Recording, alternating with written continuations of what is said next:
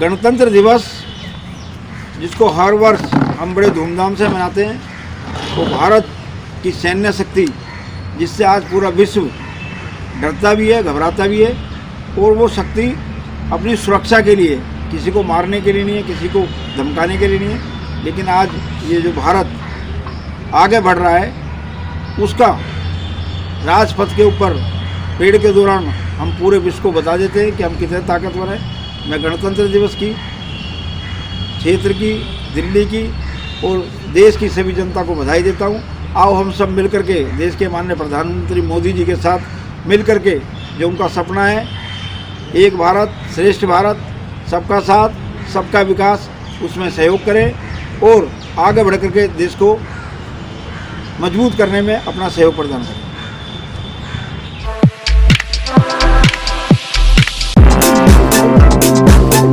For information on the news around you, keep watching Face Talk YouTube channel. Subscribe to the latest news and press the bell icon.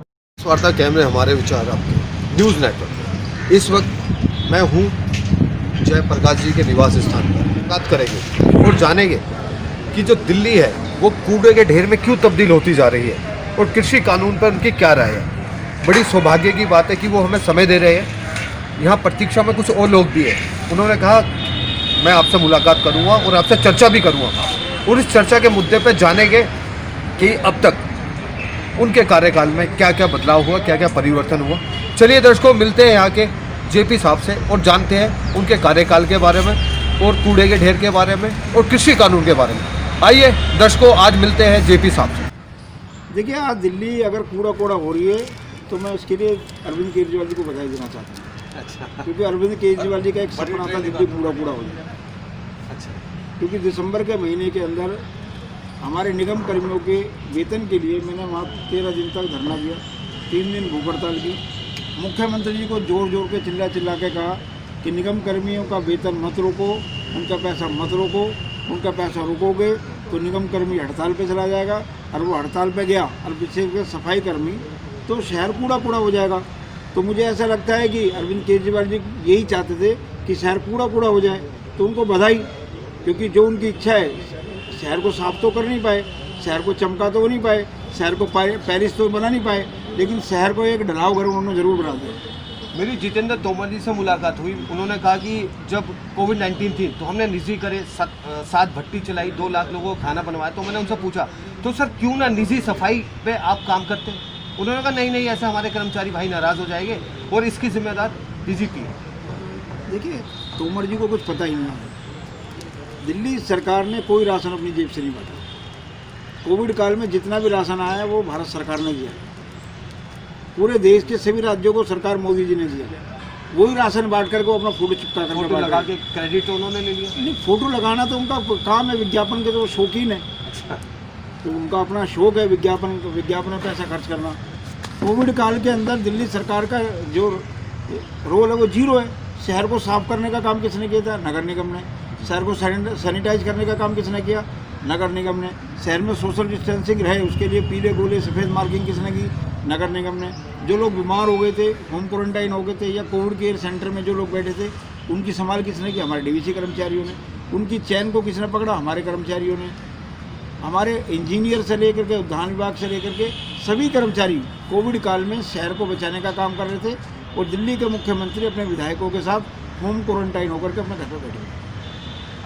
Sir अच्छा, ये जो कूड़े का ढेर लग रहा है, कहीं कहीं आप मानते हैं कि जनता पिस रही है? नहीं, जनता को मूलभूत सुविधाएं उपलब्ध कराना सरकारों का काम होता है। और अगर आज दिल्ली शहर कूड़ा कूड़ा हो गया है तो उसका जिम्मेदार कौन है? सिर्फ और सिर्फ दिल्ली सरकार। क्योंकि जो निगमों का पैसा है, निगमों का पैसा दिल्ली सरकार ने रोका हुआ है। 13,000 करोड़ रुपया तीनों नगर निगम का दिल्ली सरकार ने रोक लिया है। क्यों रोका है भाई? ये तो संवैधानिक व्यवस्था है। केंद्र सरकार राज्यों को देती है, राज्य निगमों को देता है। लेकिन आप हमारे निगमों का 13,000 करोड़ रोक लिया। करंट ईयर का जो पैसा देना था आपने वो रोक लिया। 938 करोड़ की घोषणा करके वो आपने नहीं दी। तो दिल्ली सरकार कब तक झूठ बोलेगी? तो मैं हमेशा कहता हूँ, आम आदमी पार्टी एक झूठ का शोरूम है। उस शोरूम में से रोज एक नेता निकलता है और झूठ बेच के चला जाता है। तो इस समस्या का समाधान कैसे होगा?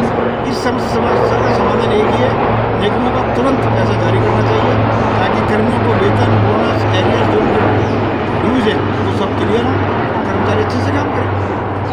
चलिए सर, आपका मूल्यवान समय है और भी लोग प्रतीक्षा में वेट कर रहे हैं। मैं एक ही सवाल करूँगा, कृषि कानून को लेकर भी क्रांति का आंदोलन होता हुआ चल रहा है। क्या आपको लगता है कि किसान भाई झुकेंगे या सरकार झुकेगी? क्योंकि 2 महीने का स्टे सुप्रीम कोर्ट से मिला है। आपकी नज़र में क्या है समस्या का समाधान? देखिए, समस्या का समाधान झुकना नहीं है, समस्या का समाधान है बैठ के बातचीत करके हल निकालना, या कुछ परिवर्तन हो या बैठ के बातचीत का हल निकालना। वो भी जो भी भ्रांतियाँ हमारे किसान भाइयों में हैं, जो किसान हमारे भारत का अन्नदाता है, जिसकी मेहनत से हम सबका पेट भरता है, उन सब की जो भ्रांतियाँ हैं वो दूर होनी चाहिए। और भारत सरकार ने 10 दौर की बातचीत कर चुके हैं। इसका मतलब भारत सरकार तो आगे बढ़ के बात कर रही है। MSP की बात आई, भारत सरकार ने कहा MSP खत्म नहीं होगी। मंडियों की बात आई, उन्होंने कहा मंडियाँ हम बंद नहीं करेंगे। उन्होंने कहा लिख के दे दो, भारत सरकार ने कहा लिख के ले लो। तो भारत सरकार तो हर बात को आगे बढ़ के कर रही है, लेकिन कुछ लोग किसानों में भ्रम पैदा करने की कोशिश कर रहे हैं। वो भ्रम दूर होते ही समस्या का समाधान होगा। सिर्फ मैं इतना ही कहना चाहूँगा कि इस समस्या का जल्द से जल्द समाधान होना चाहिए, क्योंकि अन्नदाता ईश्वर से बड़ा होता है। मैं ठीक कह रहा हूँ सर? और जल्द से जल्द इस समस्या का समाधान होना चाहिए। इसी के साथ आपसे लेता हूँ विदाई। मैं राजन राही, कैमरामैन मुन्ना भाई के साथ फेस वार्ता, कैमरे हमारे, विचार आपके, न्यूज़ नेटवर्क।